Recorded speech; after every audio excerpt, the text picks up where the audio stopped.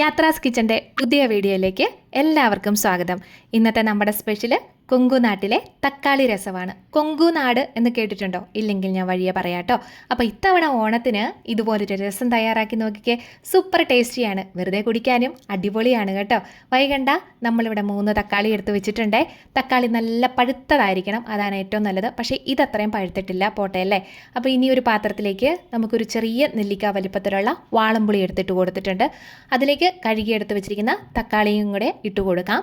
കൂടെ തന്നെ 2-3 ഗ്ലാസ് വെള്ളം കൂടെ ഒഴിച്ചു കൊടുത്തിട്ട് തക്കാളി അത്രയും നല്ല രീതിയിലൊന്ന് ഉടഞ്ഞു വരത്തക്ക വിധത്തിൽ വേവിച്ചെടുക്കണം. തക്കാളിയുടെ തൊലിയൊക്കെ നല്ല രീതിയിൽ പൊളിഞ്ഞ് വെന്തുടഞ്ഞു വരണം കേട്ടോ. അപ്പോൾ ഇനി നമ്മൾ ഈ രസം തയ്യാറാക്കുമ്പോൾ സാധാരണ അരച്ചല്ല ചേർത്ത് ഉണ്ടാക്കാറ്, പക്ഷേ അരയ്ക്കാതെ ഇതുപോലെ വേവിച്ചെടുത്തൊന്ന് തയ്യാറാക്കി നോക്കിക്കേ. ഇതാണ് ഒറിജിനൽ ടേസ്റ്റി ആയിട്ടുള്ള രസം എന്ന് പറയുന്നത്. ഇപ്പോൾ തന്നെ നമ്മുടെ തക്കാളിയൊക്കെ ഒന്ന് വെന്തിരിപ്പുണ്ട്. അപ്പോൾ വേവിച്ചെടുക്കുന്ന സമയത്ത് ഇടയ്ക്കിടയ്ക്കൊന്ന് ഇളക്കി കൊടുക്കാനായിട്ട് മറക്കരുത്. ഉള്ളൊക്കെ നല്ല രീതിയിലൊന്ന് വെന്ത് കിട്ടണം, അതുകൊണ്ടാണ്. ഒരു ബൗളിലേക്കാക്കി നമ്മൾ തക്കാളി എത്രയും മാറ്റി വെക്കുന്നുണ്ട്. പുളിവെള്ളം അങ്ങനെ തന്നെ ഇരുന്നോട്ടെ. ഇനി കുറച്ച് ചേരുവകളൊക്കെ തയ്യാറാക്കി എടുക്കാനുണ്ട്. അതിനായിട്ട് 1 ടീസ്പൂൺ കടലപ്പരിപ്പ്, 1 ടീസ്പൂൺ കുരുമുളക്, 1/4 ടീസ്പൂൺ ഉലുവ, 1 ടീസ്പൂൺ കൊത്തമല്ലി, 1.5 ടീസ്പൂൺ ചെറിയ ജീരകം, വറ്റൽമുളക് എരിവിനനുസരിച്ച്.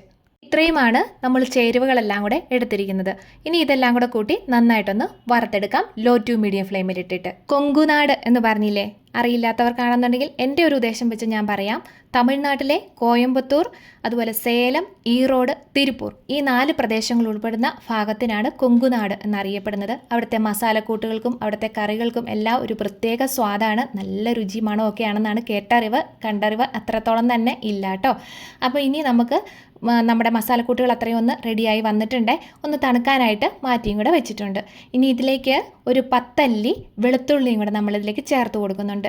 പെരിങ്കായം ഉണ്ടെങ്കിൽ ഈ ഒപ്പം തന്നെ വറുത്തെടുക്കാനായിട്ട് മറക്കരുത്. കൂടുതലും തന്നെ എല്ലാവരും കായപ്പൊടിയല്ലേ ഉപയോഗിക്കുന്നത്, അതുകൊണ്ടാണ് ഞാൻ പ്രത്യേകിച്ചൊന്നും പറയാഞ്ഞത് കേട്ടോ. ഇനിയിപ്പോൾ ഒരു കല്ലിൽ വെച്ചിട്ട് അല്ലെങ്കിൽ ഇതുപോലെ ഒരു ഇടുകല്ലോ എന്തെങ്കിലും വെച്ചിട്ട് നന്നായിട്ടൊന്ന് ചതച്ച് മാത്രം എടുക്കുക. പൗഡർ ഫോമിലേക്ക് പോകരുത്.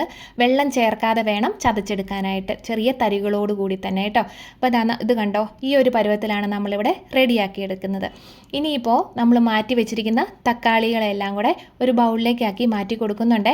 അതിൻ്റെ ആ ഒരു തൊലിയെല്ലാം ഉണ്ടല്ലോ, നല്ല രീതിയിലൊന്ന് പൊളിഞ്ഞു വരുന്നുണ്ടായിരുന്നു, അതെല്ലാം കൂടെ പൊളിച്ചൊന്ന് മാറ്റി കൊടുക്കുന്നുണ്ട്. ഇനി അതിലേക്ക് 1 ഗ്ലാസ് വെള്ളം കൂടെ നമുക്ക് ഒഴിച്ചു കൊടുക്കാവേ. എന്നിട്ട് കൈകൊണ്ട് നല്ല രീതിയിലൊന്ന് ഞെരടിയെടുക്കണം. തക്കാളി നന്നായിട്ട് പഴുത്തതാണെന്നുണ്ടെങ്കിൽ പഴുത്ത് വെന്ത് കഴിയുമ്പം നന്നായിട്ട് ഉടഞ്ഞു പോകും. ഇത് അത്രത്തോളം ഒരു പഴുത്തതല്ലാത്തതായതുകൊണ്ടാണ് ഇത്രയും നമുക്ക് ബാക്കി പിശുര് പോലെ ഇങ്ങനെ മാറിക്കിടക്കുന്നത് കേട്ടോ. അതെല്ലാം കൂടി എടുത്ത് ഞാനൊന്ന് മാറ്റി കളഞ്ഞിട്ടുണ്ട്. പിന്നെ നമ്മൾ പുളിവെള്ളം കൂടി ഇരിപ്പുണ്ടായിരുന്നല്ലോ, ആ പുളിവെള്ളം കൂടി ഇതിലേക്കൊന്ന് ഒഴിച്ചു കൊടുക്കുന്നുണ്ട്. ഒഴിച്ചു കൊടുക്കുമ്പം അരിച്ചു കൊടുക്കുകയോ അല്ലെങ്കിൽ കൈകൊണ്ട് ഇതുപോലെ ഒന്ന് ചെയ്തെടുത്തിരുന്നാലും മതിയാവും. പുളിയുടെ ആ ഒരു ബാക്കി വരുന്നതുകൊണ്ട് ഒക്കെ ഉണ്ടല്ലോ, അതെല്ലാം കൂടെ ഒന്ന് മാറ്റിക്കളയണം. ഇനി ഒരു ചീൻചട്ടിയിലേക്ക് എണ്ണ ഒഴിച്ചു കൊടുക്കുന്നുണ്ട്. നിങ്ങൾക്ക് ഏതെണ്ണ വേണേലും ഉപയോഗിക്കാം. നമ്മളിവിടെ വെളിച്ചെണ്ണയാണല്ലോ പൊതുവായിട്ട് ഉപയോഗിക്കാറ്. എണ്ണ ചൂടായതിന് ശേഷം കടുക് ഇട്ട് കൊടുത്ത് പൊട്ടിച്ചെടുക്കുന്നുണ്ട്. കൂടെ തന്നെ വറ്റൽമുളകും കറിവേപ്പിലയും കൂടി ഇട്ട് കൊടുത്തിട്ട് ഒന്ന് വഴറ്റി കൊടുക്കുന്നുണ്ട്. അതിൻ്റെ ആ മുളകൊക്കെ ഒന്ന് പച്ചമുളകൊക്കെ ഒന്ന് മാറി നന്നായിട്ടൊന്ന് വന്നോട്ടെ. കൂടെ തന്നെ 2 പച്ചമുളകും കൂടെ അരിഞ്ഞത് ഇട്ട് കൊടുക്കുന്നുണ്ട്. പച്ചമുളക് എരിവിനനുസരിച്ച് ചേർത്ത് കൊടുത്തിരുന്നാലും മതിയാവും കേട്ടോ. ഇനിയിപ്പോൾ അതും കൂടെ ഒന്ന് മൂപ്പിച്ച്, ഒത്തിരി മൂക്കണ്ട, ചെറുതായിട്ടൊന്ന് വാടി വരുന്ന സമയത്ത് 1/4 ടീസ്പൂൺ മാത്രം കായപ്പൊടിയും കൂടെ ചേർത്ത് കൊടുക്കുക. പെരിങ്കായമാണെന്നുണ്ടെങ്കിൽ പൊടിച്ച് നമ്മൾ നേരത്തെ ചേർത്ത് കൊടുക്കുക. കായപ്പൊടിയാണെന്നുണ്ടെങ്കിൽ ഈ ഒരു സമയത്ത് ചേർത്ത് കൊടുക്കുക. അതും കൂടി ഒന്ന് ഇളക്കി കൊടുത്തിട്ട് നമ്മൾ പിഴിഞ്ഞ് മാറ്റി വെച്ചിരിക്കുന്ന പുളിയും തക്കാളിയും കൂടെ ചേർന്ന ആ മിശ്രിതം ഉണ്ടല്ലോ, അതിലേക്ക് ഒഴിച്ചു കൊടുക്കുന്നുണ്ട്. കൂടെ തന്നെ മഞ്ഞൾപ്പൊടി ചേർത്ത് കൊടുക്കണം.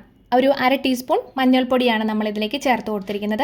പാകത്തിനുള്ള ഉപ്പ് ചേർത്ത് കൊടുക്കുക. പൊടിച്ചു വെച്ചിരിക്കുന്ന മസാലക്കൂട്ടുകൾ അത്രയും ഇതിലേക്ക് ചേർത്ത് കൊടുക്കുക. ഇനി നന്നായിട്ടൊന്ന് ഇളക്കി എല്ലാം കൂടെ ഒന്ന് യോജിപ്പിച്ചെടുക്കാവുന്നതാണ്. പിന്നെ ഇനി കളറിൻ്റെ അങ്ങനെ വല്ലതും തോന്നിയിട്ടുണ്ടെങ്കിൽ മാത്രം ഒരു ശകലം കാശ്മീരി മുളക് പൊടി ചേർത്ത് കൊടുക്കാവുന്നതാണ്. ഞാൻ ഉപയോഗിച്ചിട്ടില്ല, അല്ലാതെ തന്നെ കളറുണ്ടായിരുന്നു കേട്ടോ. അപ്പോൾ ഇതെല്ലാം കൂടെ കൂട്ടി നന്നായിട്ടൊന്ന് ഇളക്കി കൊടുത്തുകൊണ്ടിരിക്കുക. പിന്നെ രസം ഒരുപാട് വെട്ടി തിളപ്പിക്കരുത്. തിളപ്പിക്കാതെ ചെറിയൊരു തിള വരുമ്പം തന്നെ നമുക്കത് സ്റ്റൗ ഓഫ് ചെയ്ത് മാറ്റി വെക്കണം. രസം നമ്മൾ തിളപ്പിക്കാതെ എടുക്കുമ്പോൾ ഇരിക്കുന്തോറുമാണ് കേട്ടോ അതിനൊരു ടേസ്റ്റ് കൂടിയതായിട്ട് എനിക്ക് തോന്നിയിട്ടുള്ളത്. എന്തായാലും നമ്മുടെ രസമൊക്കെ ഒന്ന് ചെറിയൊരു തിള വന്ന സമയത്ത് സ്റ്റൗ ഓഫ് ചെയ്ത് കൊടുക്കുന്നുണ്ട്.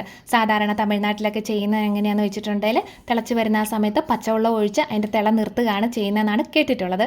അറിയില്ല, ശരിക്കും കേട്ടറിവ് മാത്രം. ഇനി അതിലേക്ക് വേണ്ടത് ഒരു കുറച്ച് മാത്രം മല്ലിയില ചേർത്ത് കൊടുക്കുക. ഒരു കുഞ്ഞ് കഷ്ണം ശർക്കരയും കൂടെ ചേർത്ത് കൊടുത്തിട്ട് ഒന്നുകൂടെ ഒന്ന് ഇളക്കി കൊടുക്കാവുന്നതാണ്. അപ്പോൾ മല്ലിയില നിർബന്ധമായിട്ടും ചേർത്ത് കൊടുക്കണം. കുറച്ച് കുറച്ചെങ്കിലും ചേർത്ത് കൊടുക്കണം. എനിക്ക് ഒരുപാട് ഇഷ്ടമുള്ളതല്ല, എന്നിരുന്നാലും ചേർത്ത് കൊടുത്തില്ലെങ്കിൽ ആ ഒരു രുചി നല്ല രീതിയിലൊന്നും വരുന്നില്ല. ഇനിയിപ്പോൾ നമ്മൾ വാങ്ങിയ വേറൊരു പാത്രത്തിലേക്കാക്കി ഒഴിച്ച് വെക്കുന്നുണ്ട്. പ്രത്യേകിച്ചൊന്നും ചെയ്യേണ്ട, ഒരു 10 മിനിറ്റ് കഴിഞ്ഞിട്ട് എടുക്കുകയാണെന്നുണ്ടെങ്കിൽ സൂപ്പറായിട്ട് കിട്ടും. അന്നേരം തന്നെ വേണേലും ഉപയോഗിക്കാവുന്നതാണ്. ഇരിക്കും തോറും ടേസ്റ്റ് കൂടത്ത് മാത്രമേ ഉള്ളൂ. എങ്കിൽ പിന്നെ വേറൊരു വീഡിയോ ആയിട്ട് പെട്ടെന്ന് തന്നെ വരാം കേട്ടോ. ടാറ്റാ.